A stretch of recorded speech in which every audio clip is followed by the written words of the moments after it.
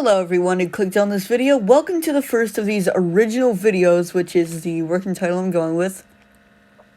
But anyways, with Wave 5 of the Booster Course DLC being almost a week old as of now, I thought it would be cool to take a look back at every game in the series to see which was the best of their respective best. And hey, I'm even throwing in the 3 arcade releases too. This list will not include retro tracks or other weird ones like Tour or Arcade VR. So, here is the best track from each Mario Kart game in respective order. Enjoy! Super Mario Kart for the Nintendo Entertainment System was the one that began it all. Without it, we wouldn't have the most popular Nintendo spin-off franchise. On the other hand, we don't exactly have an all-star lineup of tracks here. It is the first game, after all, but then again, these courses are a bit lacking. But enough of that. Unsurprisingly, this game's Rainbow Road comes out on top. Unlike the other ones, the first version of this course wasn't really all that majestic in scope. Most of it boils down to the limitations of the SNES, but in the end, it really was just a road made out of rainbow tiles in space. This track has no walls to keep you from the off-road, or lack thereof. If you're not on the track, you're falling into the black depths until Lack 2 has to pick you back up.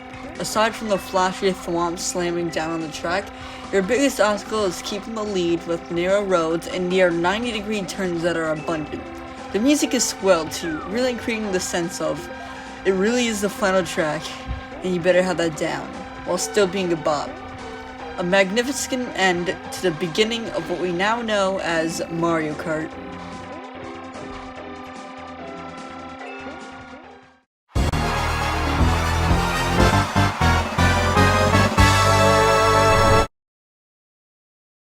Welcome to Mario Kart is a line you should know since you're still watching this video. Mario Kart 64 is the next stop, and due to a collection of 16 not completely awful tracks and semi-functional controls, I think that Koopa Beach takes the cake. I don't hear a lot of people talk about this track a whole bunch, but when they do, it's always pretty positive. For starters, despite the blocky appearance, it's a nice looking track through and through compared to the rest of the selection in this game. Secondly, the layout is very fun because it has turns that aren't too hard to make given the control scheme. There are some cool ramps that are satisfying to go off of, and it is home to the coolest shortcut in the game, hands down. It even had underwater driving before 7 did, somewhat. The only downside is that if you biff the power boost ram going over the shell, the 64's janky collision physics will go to work. Lastly, the tunes on this one are godly. It's so mellow, peaceful, and could probably put anyone at ease. Definitely a somewhat underrated gem.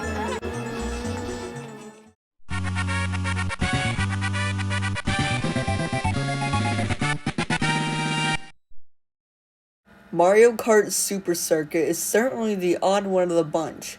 It added no new characters, items, or notable gimmicks. All it did was have 20 perfectly fine tracks and another 20 perfectly acceptable remakes of the Super Mario Kart tracks. The standout one here though is Sunset Wilds. Pretty much everything is done well here. The design is super, with fair turns varying in sharpness, a set of hills near the end that are more fun to go off than you think, not to mention a pair of stray Shy Guys who will hang on to your cart and rob you of your precious coins should you be a dummy and drive through their tents. Also, the actual sunset is beautiful, with each lap the sky changing. That's some good stuff, man. Oh, the music! Just perfectly capturing the essence of adventure and grandness, if that makes any sense. Super glad it made it into the MK8 Deluxe Booster Course Pass.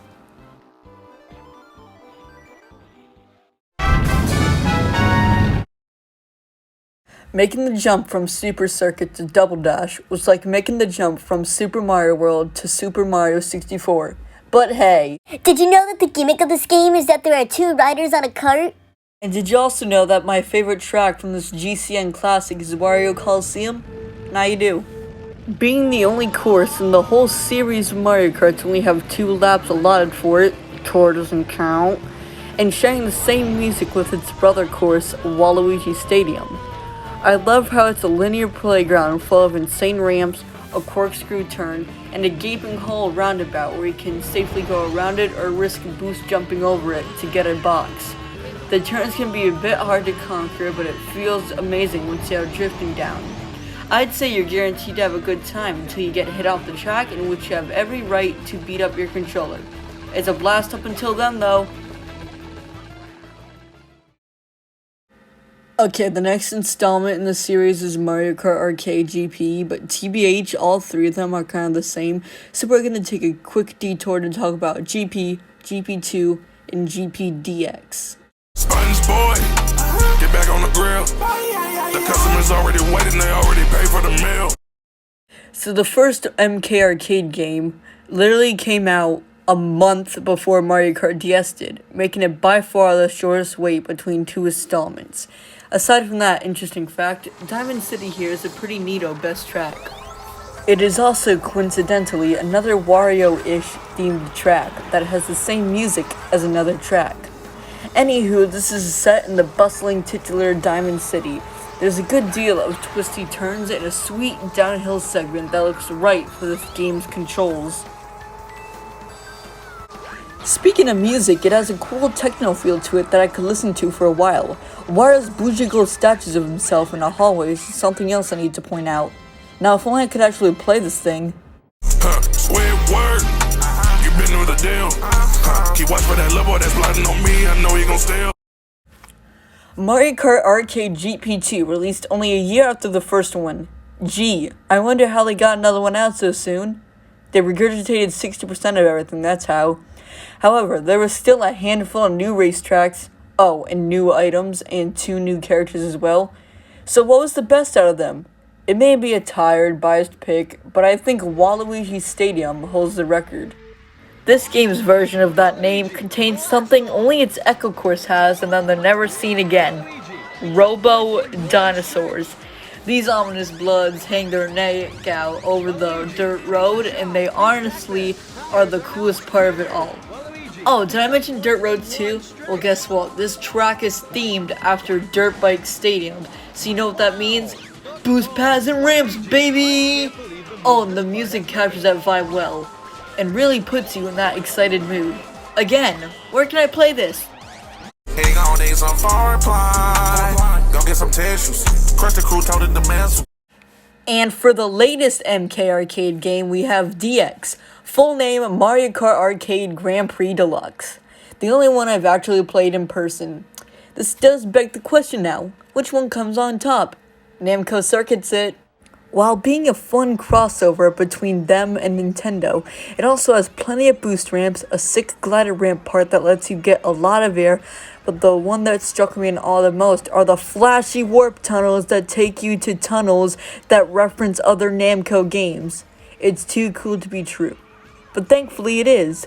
That's why I chose this course most of the time when I go to any arcades.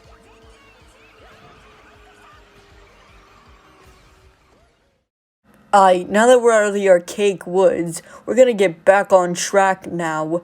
Coming up next is Mario Kart DS. My favorite. With so many bangers to choose from, which is number 1? Well, originally it was gonna be Waluigi Pinball, but let's be honest here, that shtick has been done to hell and back. Awesome music, sounds, and obstacles and layout is all you really need to hear. Now let's bring out the number 1 runner-up. Tick-tock clock, ladies and gentlemen. Aw yeah, despite the name that will unfortunately age like milk, this 3-lap beauty uses every square inch of its track to utilize its unique inside a clock feature to the fullest. First, you have to go around little clock hands inside a mini watch looking thing that will spin you out if you touch them. Twice. Secondly, you'll then try to dodge a swinging pendulum that'll bang you right off the track. Third, your cart will drive across spinning gears that spin right and left that you can either use to your advantage or the gears will use you and throw your game off. And the delicious cherry on top of this sundae, that is this course, there are 2 gears on the ramp right before the finish line. One spins forward and one spins backwards until I switch it up on the second and or third laps. These could also be used to your advantage/disadvantage. This is the number 1 best anime reduction arc, going from a mediocre Super Mario 64 level to a truly magnificent race track.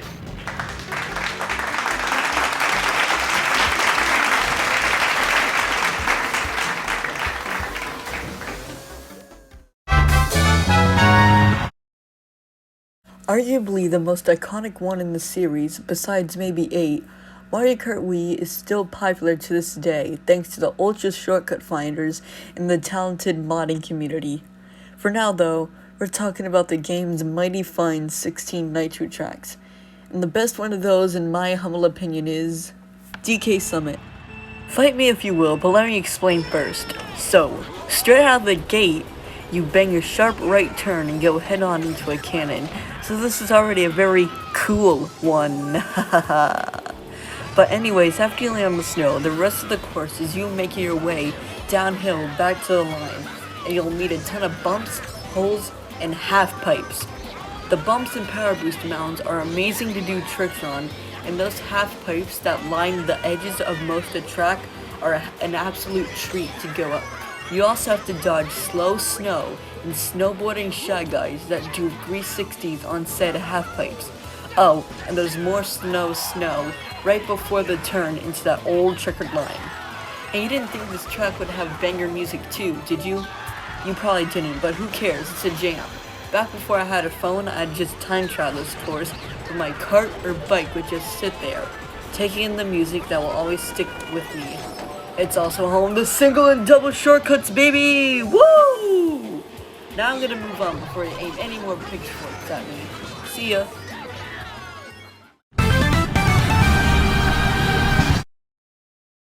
Mario Kart 7 was the first game in the series I ever played, so it's the most special to me. And ever since the day I first played it, I knew 1 stood out as the unquestioned best in show. Unlike the last one, a lot of people can agree on this one is the one, so the forks can finally be put down. Thanks.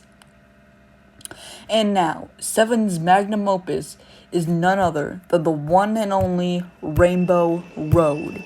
Pretty much opposite to the SNES version we talked about at the start, it's all about scope and non-right angle turns here. I really don't know where to start, but I guess I'll just list some of the things that happen. Okay, so there's the unique space mushroom you can bounce and trick off of. You drive on the rings of Saturn, leading to a blue boost panel where you'll glide onto a really wavy strip of Rainbow Road. Oh, and can I just point out that this game has the best looking Rainbow Road and how beautiful the drifting noises are when you do drift on it? Which then quickly drops you off on the moon that has low gravity with trickable craters and rolling chain jumps. After you comprehend that, it will then lead you into the 3-star gate. Oh yeah, this track is kind of one big loop around with 3 sections that act like normal laps, signaling it is the final stretch. This is where the adrenaline kicks in as you enter the spinning tube decked with glide ramps and accel ramps, where you can either fly through the golden acceleration rings but risk hitting an asteroid, or you can stay on the road and trick off boost ramps but risk falling through the gaps. Then, as you go past the last set of item boxes, your cart begins to ascend the final big curve as the music plays its final notes, all while the sun shines down on you, letting it be known that this is the climax and it's now or never to get in and keep the lead. A powerful moment that I didn't feel in any tracks before or after this one. Welp, we made it to the latest original installment. With us reaching our final stop in the video, which best non-BCP course in Mario Kart 8 will we cap off with? A unique one for sure, which carries elements we've already talked about before. This final one goes to Mount Wario, our second snow course and the 3rd friggin' Wario course. How could you forget such landmarks like the Wario Copter, which lets you out onto the track, and the Wario Dam that has lots of water flowing out? Seriously, this course has it all. It ain't even a loop, it's a point A to point B course with 3 sections like an MK7.